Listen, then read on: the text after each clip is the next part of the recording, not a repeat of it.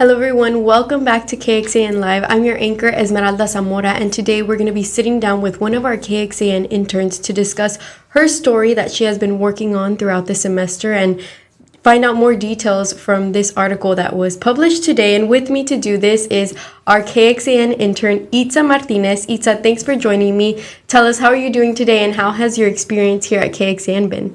Well, thank you so much, Esmeralda, for having me on today. I'm super excited to be here to talk about, the story that I've spent, virtually the entire semester on. I'm doing great. I'm just super excited to be here.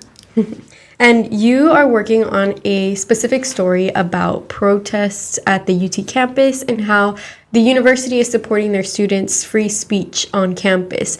Talk to us, what were the first steps that you took when starting to dive into this topic? Yeah, absolutely. Well, before we get into that, I just kind of wanted to discuss, I felt like this story was, very near and dear to my heart, as a student journalist at the University of Texas, when it comes to, things relating to free speech, and protest and student demonstrations. This has become, a major talking point, especially since we've seen from those protests that happened back in April. And so when I initially pitched this story, it is definitely one of those that is definitely a more sensitive topic and subject to cover.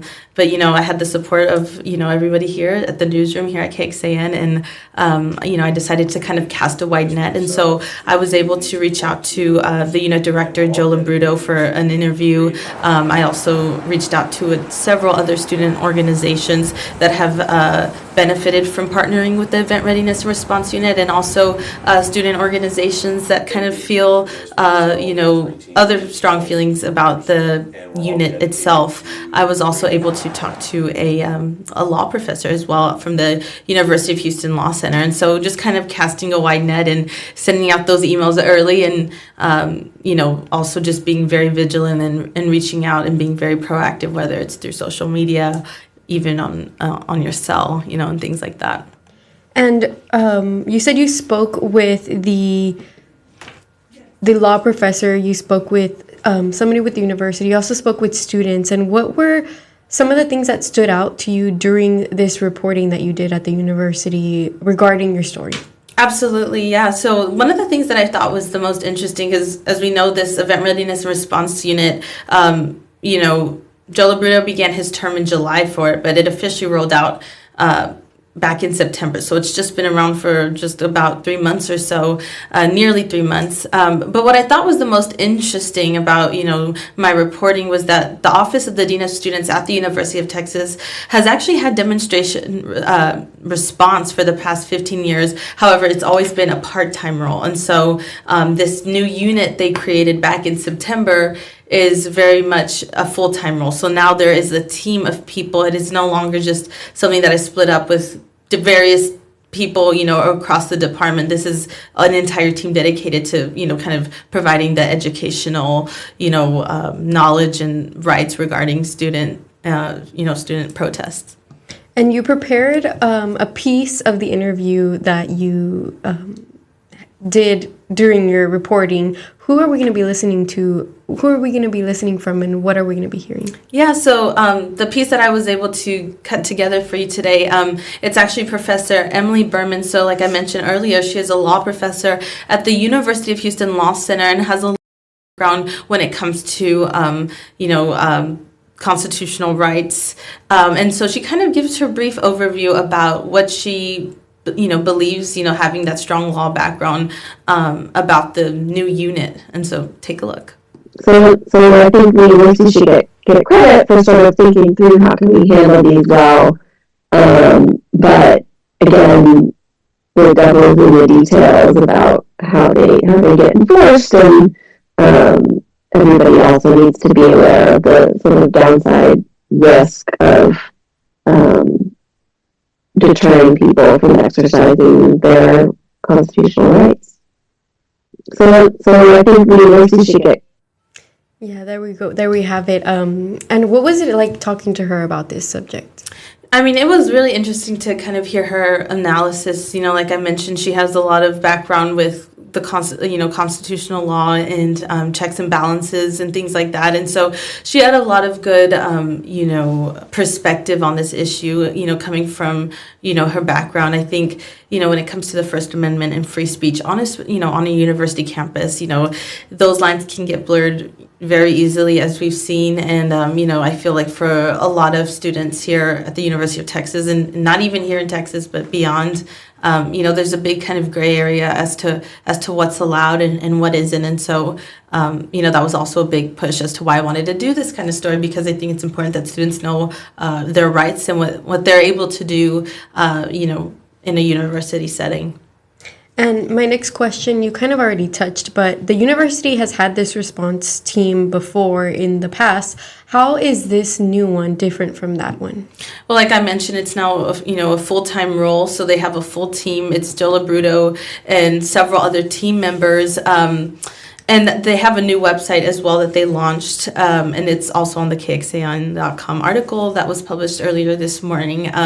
But they kind of laid out the ground rules as to what students can and can't do when it comes to those time, place, and manner restrictions. And so that kind of relates to, when students can have a protest and kind of those rules and guidelines they need to abide by in order to comply with both university, those universities' institutional rules, but also, the law. And so, and another note that I want to make is that while, students who wish to demonstrate on campus, regardless of the context of the demonstration, regardless of what they're demonstrating, they don't necessarily have to, reach out to the unit before they wish to protest. However, the unit, again, is going to provide a lot of that, educational background and knowledge as behind what their cause is, and helping them, according to the director, Joe Labruto, helping them express, themselves while, abiding by those institutional rules. And so that was kind of the big takeaway from my interview with him and our time together. And Itza, you also spoke with students who were in similar situations as what we've seen in the past happen with protests on campus. What have they said about this new unit or this new task force? Right. So I reached out again, like I mentioned earlier. I was able to cast a wide net. I reached out to several different student organizations. There have been student organizations on campus that have successfully worked with the Event Readiness and Response Unit. However, some of none of those were able to get back to me. But I also talked to some student organizations that kind of felt like they were against this unit and their cause. And so I was able to speak to Arshia Papari. He was a student organizer from the Austin chapter of the Students for a Democratic Society. And he basically felt, through our time interviewing together, that this unit stifled his free speech. Basically, on October 30th, him and his organization hosted a rally in which they were going to hand deliver a letter of demands to President Jay Hartzell's office. However, in doing so, they were met with Joe Labruto, and prior to the event, there was some email exchanges from Joe Labruto kind of helping, aiding them into, doing this protest or doing this rally without, breaking any sort of university rules. But they decided, not to partner in the end with, the unit, because they, he expressed, Papari expressed a lack of trust with the university, and they felt, they didn't want to have their rally on the university's terms. They wanted to have it on their own terms. And so they felt without partnering with the unit, there would be no, negative consequences as a result of that. And so on October 30th, they went on with their rally as planned initially. They didn't do what Labruto had proposed. And as they entered that main building that day, they were barred from going any further and from actually getting to the point to hand deliver that letter to President Jay Hartzell's office. Now, when you talk about protesting on campus, it is not required to go through this unit, right?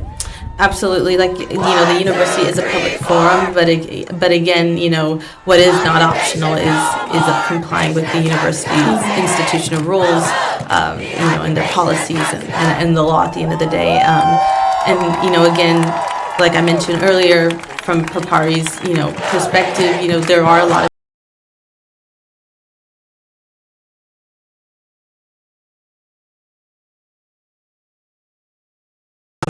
the protests back in April and the protests that have come since, there's a lot of students that kind of feel separation and a lack of trust and, an unwillingness to work with the university when it comes to things like this. Well, thank you for sharing all of this. I wanted to show your article here on our screens for anyone who's watching. This article is already posted on kxan.com. You can just go to our website, and on the homepage, you'll find it right there.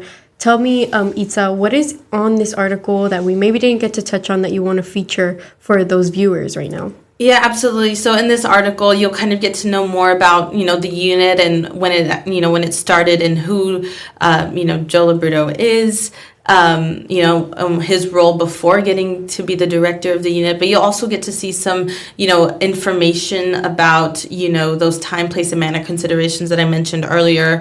And just kind of more infographics, related to, what students on campus can do, and I guess, also just some additional sound. And I felt really important quotes from Professor Berman. She kind of talked about the balancing act that is, the university, trying to, assist students with expressing themselves and, but also, at the same time having to comply with those university rules. And so there's a lot in there, there's a lot of reporting and behind the scenes that had to happen to pull this off. And so, I'm grateful to everybody who was able to, set aside a little bit of time during their busy schedules to work with me on this. But it's truly, this was a huge project for me, and I'm really glad to finally see it, in its full form. And I'm glad to have done something like this. Yeah, we're glad to see your work and how you completed it throughout your entire semester here. Thank you so much for sharing this with us, Itza. You did a wonderful job. And again, if anyone is interested in reading more on her article, it's on our homepage at kxan.com. Hover over the homepage, you'll find it immediately. And please go read it. Read Itza's article. She did amazing. I know that you still have one more semester of school, so you're not done yet, but you are done here with your internship. Thank you for being here and sharing this time with us and spending time with us and helping us here at KXAN. On behalf of all of us, we thank you. Thank you, Itza. Absolutely. Thank you so much. And that's all we have today on KXAN Live. Once again, I'm your anchor, Esmeralda Zamora. We'll be back tomorrow with many more interns and their stories, as well as other live streams that you can catch here at kxan.com. Thank you.